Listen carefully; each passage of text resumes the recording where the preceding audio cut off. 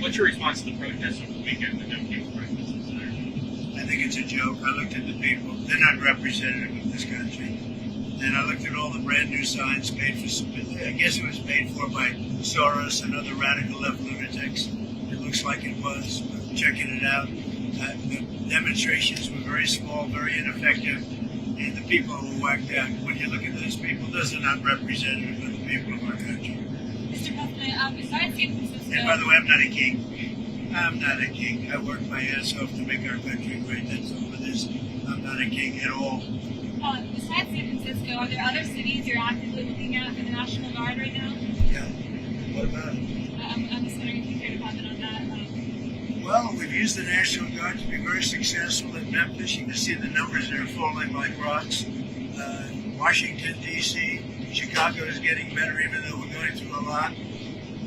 You know, we're trying to do it in a very nice way. I'm allowed, as you know, as president, like 50% of the presidents have used the Insurrection Act. You can use that. Everybody agrees you're allowed to use that, and there's no more court cases, there's no more anything. We're trying to do it in a nicer manner, but we can always use the Insurrection Act if we want to. You take a look in the past, one in particular president used it 28 times during the course of a presidency. So we're allowed to do that. We thought we could do it in a very nice way. All we want to do is have safe cities. We're not looking for anything that would be spectacular other than crime-free become spectacular. We want to have great crime-free cities. So I'd be allowed to use, if I wanted, the Insurrection Act, and then all of this nonsense would go away. You have the absolute right. It's the strongest power a president has. And you have the absolute right to do it. We wanted to go this route, but we get sued every time you look at somebody. You look at somebody the wrong way and you end up getting sued.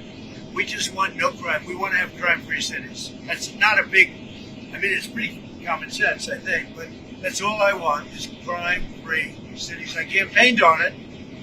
It's become, I think, even more successful than we thought because of the tremendous success that we had literally in 12 days in Washington, D.C., and it continues.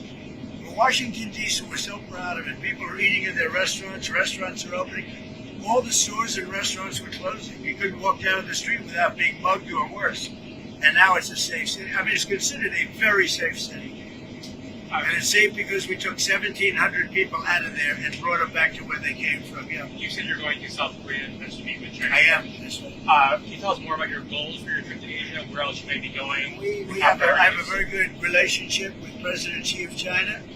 We're having disputes on things. They're paying us a lot of money, tremendous amount of money in tariffs, and they'd probably like to have it be less, and we'll work on that, but they have to give us some things too. Right now, China's paying a tremendous amount of money in tariffs, like they've never paid before. You know, they paid a lot during my first administration, my first term. Now they're paying an unbelievable amount of money to the United States. They probably can't pay that much, and I'm okay with that. We can lower that, but they have to do things for us too. It's no longer a one-way street. What would you lower it to? Depends. I mean, we'll have to see what they want. One of the penalties we have is because they're sending in fentanyl, we have a 20%. As you know, a 20% tariff on that, but they'd be paying about 157% tariff, which is, you know, record-setting type tariff. I don't want them to do that. I want to help China. I'm not going to hurt China. But they have to give us things. Sticking with China, Mr. President, on soybeans, are you confident that you'll I want them to buy soybeans. One of the things I want is China's going to buy soybeans. I want China to stop with the fentanyl. Very, you know, normal things. I don't want them to play the rare earth game with us. But you want them to, but do you think they will make a deal on soybeans? I do believe, yeah, because otherwise I'm not going to make a deal. No, I want them to buy.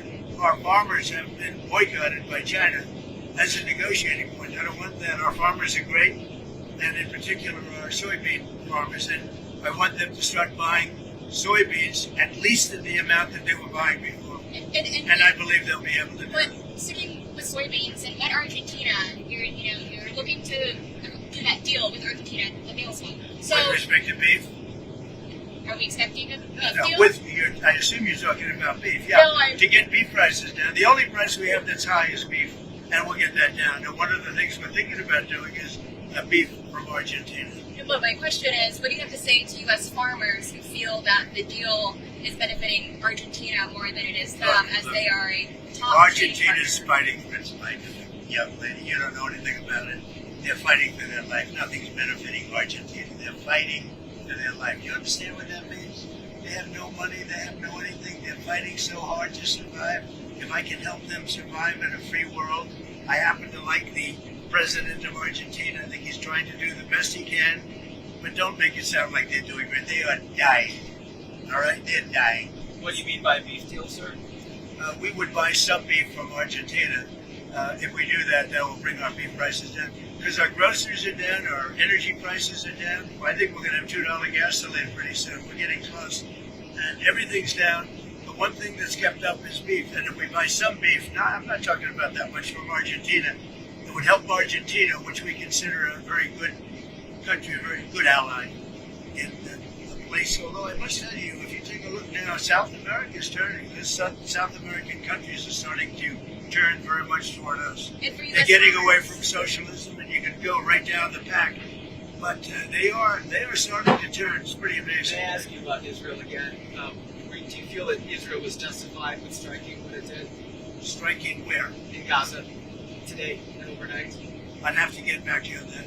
I'd have to get back. What is the next step? Because we're going to be disturbed. You know, all of that's is under consideration right now. It's under review. So, on Harvard, Who are you with? I'm with the Washington Post. That's what I think.